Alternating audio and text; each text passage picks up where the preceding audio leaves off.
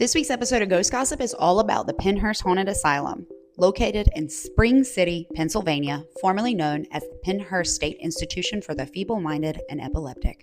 In 1908, Pennhurst opened, and it was originally supposed to house 500 individuals with disabilities, but quickly grew overcrowded and understaffed, and before long, claims of neglect and abuse began.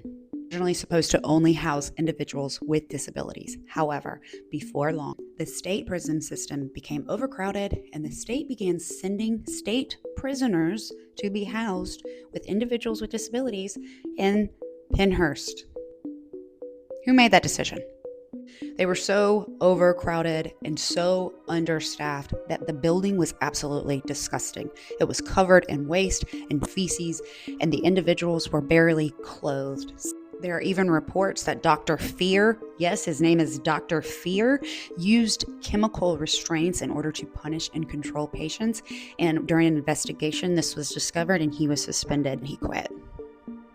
In 1968, a reporter named Bill Baldini did an expose type 5-part series on the hospital. They actually were like, come on in, the water's fine, there's nothing to see here. And when he walked in, him and his staff were completely blown away by the disgusting conditions that these individuals were living in. He said he found children and adults restrained to their cribs by their ankles and their feet.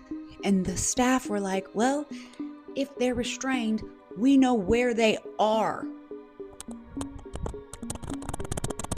What? 1974, Terry Hallerman, who was a resident at the facility, went home and her parents found her black and blue, and they sued the hospital. And this angel of a judge here, Judge Broderick, he said, you're violating these people's civil rights. But the Supreme Court be like, nope, can't do that.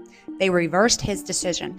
Luckily, the parties were able to settle the case, and Pennhurst shut down in 1987. It took almost 20 years to shut that place down after the neglect and the abuse was exposed on the news and everybody saw it. And I want to know why.